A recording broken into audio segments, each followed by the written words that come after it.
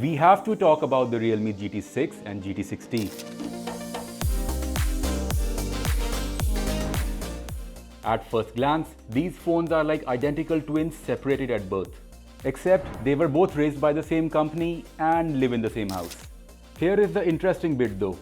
There is a whole 10,000 rupees price difference between them. So, what is the deal?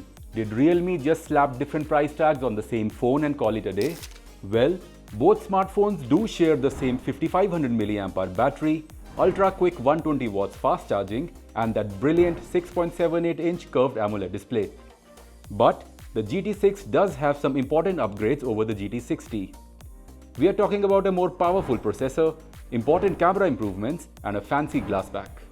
But the question is, are these upgrades worth shelling out the extra cash? Well, let's dissect each one of them and see whether the GT6 is the better option or if the GT6T is more bang for your buck. Let's begin with the chipset. The GT6 is powered by a Snapdragon 8S Gen 3 chipset, while the 6T packs a slightly less capable Snapdragon 7 Plus Gen 3. However, at least on paper, these two chips are quite closely related. In fact, you can call the 8S Gen 3 a souped up version of the 7 Plus Gen 3. But benchmarks do paint a surprising picture.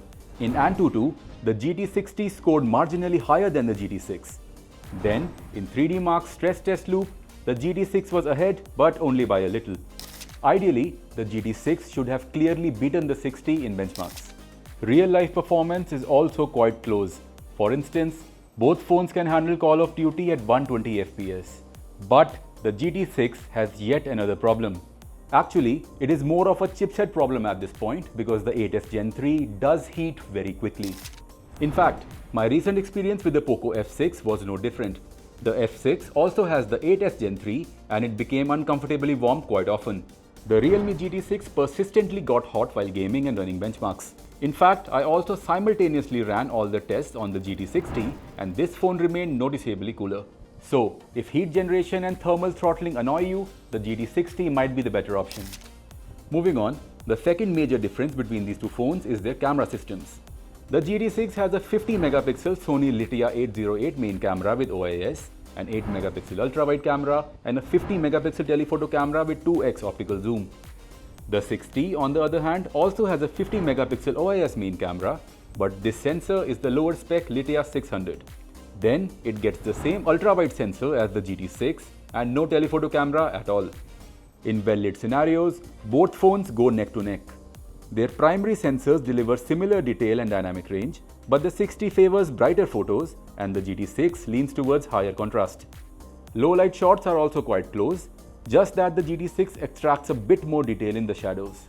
On the other hand, it is the clear lead for the GT6 when it comes to videos. The 6T's videos are often too bright and have exposure jump issues as well. Then, the 8 megapixel ultra-wide cameras on both phones are evenly matched and give serviceable photographs, but nothing special.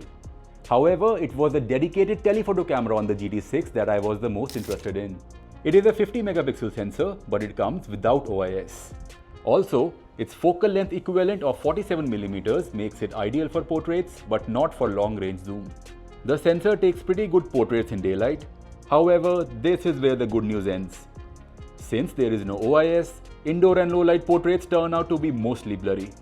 And this is actually quite a bummer, since most phones nowadays, including the GT6T, can do lossless 2x zoom from their main sensors. In fact, the indoor and low-light portrait shots from the 6T came out to be much better since it was using its superior main sensor. Just to remind you, Realme's cheaper 12 Pro Plus comes with a 3x zoom periscope camera with OIS.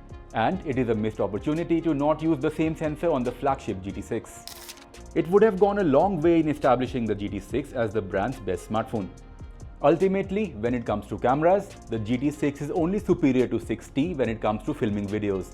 If photography is all you need, then the 6T will keep you more than happy. Finally, let's talk about the subtle design differences between these phones, even though they look pretty much the same at first. The rear panel of the GT6 is made out of glass, while on the 6T it is plastic. Also, since the third camera cutout on the GT6 houses a sensor, it protrudes more than the flat cutout on the GT6T, which only incorporates a flash. The overall design of these two smartphones is a hit or a miss. I, for one, am not a fan of this camera cutout placement because we all know where this got inspired from. On top of that, The glossy stripe running across the cameras is a questionable design choice.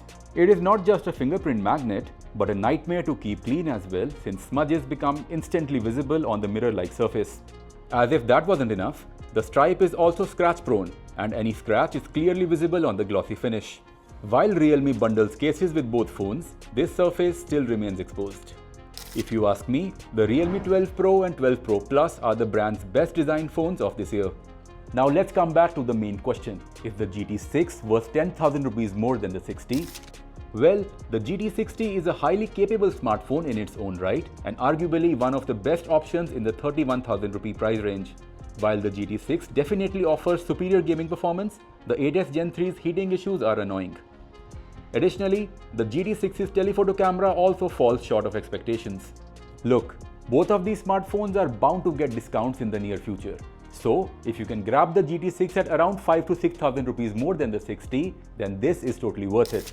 But for a price difference of 10,000 rupees, the 6T is definitely the more tempting option.